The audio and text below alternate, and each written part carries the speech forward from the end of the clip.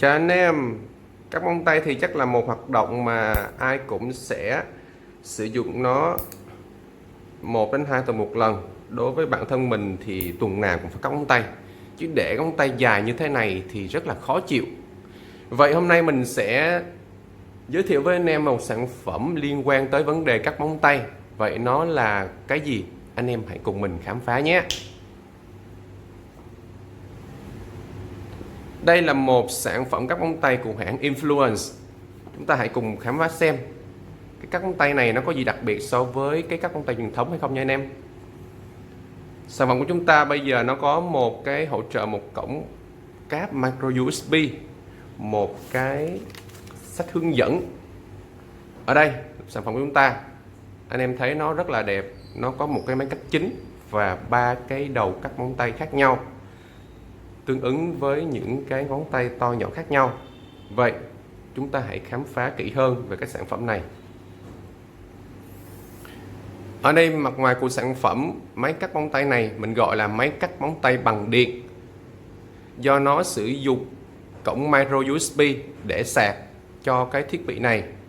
Ở đây mặt ngoài của sản phẩm các bạn thấy nó được làm hoàn toàn bằng kim loại, nó tráng phủ một lớp bạc nhám. Vì vậy khi các bạn cầm sẽ cảm thấy nó rất là chắc chắn chứ không trơn trượt. Mình rất là thích cái thiết kế này khi nó sử dụng một cái lớp tráng bạc nhám như thế này. Ở giữa cái sản phẩm nó là một cái nút nguồn, các bạn có thể bấm giữ khoảng 3 giây để tắt và mở nó. Đó. Mặt dưới của sản phẩm đó là nó sử dụng một cổng micro USB. Đây. Còn bên này chứ nhìn lộ, nó làm khá là chặt. Cổng micro USB, kế bên nó là một cái đèn led. Khi các bạn cắm nguồn vào nó thì cái đèn led này sẽ sáng lên. Nếu mà nó hiện màu đỏ là nó đang sạc, và màu xanh là nó đã sạc xong rồi. Không hiểu sao nó lại sử dụng cái lớp cao su màu trắng này, mình không thích lắm. Nếu mà sử dụng luôn cái màu bạc thì nó sẽ đồng bộ hơn. Rồi mặt trên của sản phẩm đây là một cái công tơ chính. Nó giống như là một cái máy mài, máy giũa, chính xác hơn là máy mài, máy giũa. Khi các bạn bấm vào giữ cái nút này thì nó sẽ hoạt động. Thực ra bây giờ các bạn bấm giữ thì nó không hoạt động đâu. Tại vì sao? Nếu các bạn nhìn kỹ ở mặt trong của cái sản phẩm này, nó sẽ có một cái nút nguồn công tắc, mình gọi là cái chốt an toàn. Cái chốt an toàn này để làm gì? Để khi các bạn không gắn cái đầu các móng tay này vào thì dù các bạn có bấm cái nguồn này thì nó cũng không hoạt động. Đây là có thể nói là một cái đặc điểm tính năng rất là hay. Nó giúp cho chúng ta có thể bảo vệ an toàn, thậm chí bảo vệ an toàn đặc biệt cho trẻ nhỏ. Khi các bạn không gắn cái đầu các móng tay này vào thì nó vẫn bảo vệ tốt cho trẻ nhỏ của chúng ta. Nếu các bạn bây giờ mình sẽ thử gắn cái đầu ngón tay này vào, các bạn có thể thấy ở đây, nếu mình gắn vào thì nó sẽ đè lên cái chốt đen đen bên dưới cái chốt này. Đó. Thì nó sẽ hoạt động được. Đó. Bây giờ mình sẽ đè nhẹ thôi. Đấy. Bây giờ thấy không? Rồi. Bây giờ nếu mình nhấn thì nó mới hoạt động. Đó, này sẽ sáng đèn lên. Đó, thấy chưa? Các bạn thấy không? Đó. Nó sẽ sáng đèn lên cho chúng ta. Và các bạn rất là khó nghe cái tiếng vo ve trong đây, nó rất là nhỏ. Đó. Cầm thấy hơi rung nhẹ nhẹ. Đó. Thấy rất là đã, hơi rung nhẹ. Rồi nếu các bạn tháo cái này ra thì nó tự động sẽ tắt, bởi vì cái chốt an toàn này nó đã bật lên. Vì vậy nó sẽ đảm bảo an toàn cho chúng ta khi sử dụng, đặc biệt là cho trẻ nhỏ. Cái các móng tay điện này khi các bạn sử dụng thì nó đóng vai trò như là một cái máy mài, máy giũa rồi. Khi bấm và giữ thì cái công tơ này nó sẽ chạy, nó xoay tròn, và các bạn để vào cái khe này. Cái khe này nó sẽ thiết kế to nhỏ khác nhau. Ở đây mình có 3 cái kích cỡ, size S, size M và size L, tùy theo độ tuổi, tùy theo kích cỡ của mỗi ngón tay thì anh em sử dụng một cái đầu cắt móng tay phù hợp. Các bạn chỉ cần để vào trong cái khe này, đó là các bạn có thể cắt được móng tay rất là dễ dàng. Đó. Ở đây mình sẽ demo cho anh em xem luôn. Bây giờ mình sẽ bấm giữ, nó sẽ sáng đèn lên và nó chạy. Đó. Và chúng ta sẽ để vào ngón tay ở đây, nó sẽ cắt. Đó. Đó. Lúc đầu khi sử dụng thì các bạn sẽ cảm thấy hơi sợ, bởi vì cái motor này nó chạy khá là nhanh. Đó. Dần dần anh em sẽ quen. Có nghĩa là anh em có thể chủ động, ngón tay mình có thể đặt sâu hoặc là cạn hay nông để có thể cắt được cái máy cắt móng tay này. Đó. Thậm chí là dù trong bất cứ hoàn cảnh ánh sáng nào, trời tối trời mờ hay không có đèn thì chúng ta đều có thể cắt được, bởi vì nó đã có một cái đèn led rất là sáng ở đây, cắt thoải mái.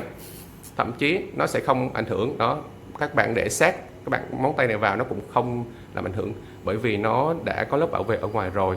Chỉ khi nào các bạn để ngón tay vào trong cái lỗ này thì nó mới cắt được mà thôi. Nó rất là thoải mái. Đó. Đó, thấy chưa?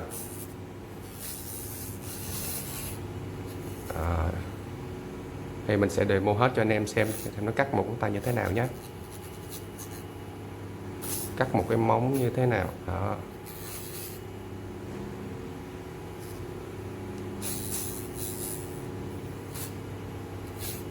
Đó, đây là rồi, tương đối. Đây anh em thấy nè. Đó. Tất nhiên khi mình sử dụng một cái chiếc cắt móng tay này, nó sẽ cho ra những cái bột móng tay, thì anh em chỉ đơn giản sử dụng một cái khăn và lau nhẹ thôi là nó sẽ sạch sẽ. Đó. Đó, đây là một cái móng tay của mình sau khi sử dụng cái cắt móng tay này. Đó. Nó sẽ không bị sắc lẹm. Thấy chưa? Sẽ không bị... Rồi bây giờ mình sẽ tắt nó đi. Bấm vào giữ.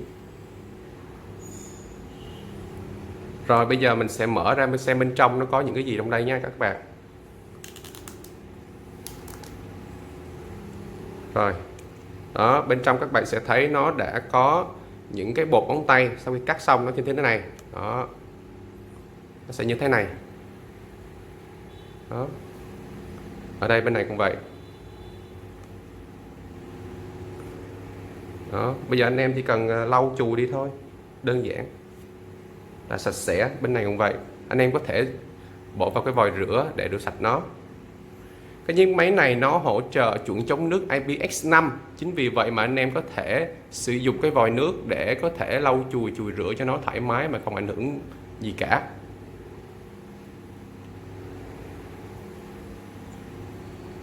Bây giờ để mình gắn. Bây giờ để mình mở cái cong tay lên.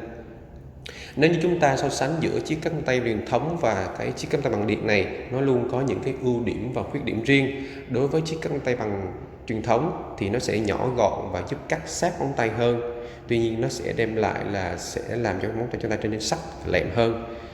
Nếu không cắt mà không khéo có thể làm phạm vào móng tay, bị tổn thương. Còn đối với chiếc cắt tay bằng điện này thì nó sẽ giúp chúng ta có thể cắt móng tay trơn tru và không bị sắc lẹm ở móng tay. Ngoài ra thì nó có cái đèn led ở trên đầu móng tay này, cho nên chúng ta có thể cắt được nó trong bất kỳ điều kiện ánh sáng nào, sáng tối, thoải mái mà không sợ gì cả. Bên cạnh đó nó còn hỗ trợ nhiều loại đầu cắt móng tay khác nhau. Các bạn có thể thay đổi để phù hợp với mỗi lứa tuổi, người già, trẻ em, vân vân. Đối với người lớn, đặc biệt là người già thì sẽ rất là phù hợp, bởi vì họ nhiều khi mắc mũi làm nhèm nhìn không rõ, thì đối với các chiếc móng tay bằng điện này các bạn chỉ đơn giản là để móng tay vào, đưa qua trái phải là có thể cắt được dễ dàng. Đó là tất cả những đặc điểm mà cái chiếc cắt móng tay bằng điện này mang lại. Cảm ơn các bạn đã lắng nghe theo dõi. Hẹn gặp lại các bạn trong những sản phẩm tiếp theo. Bye bye.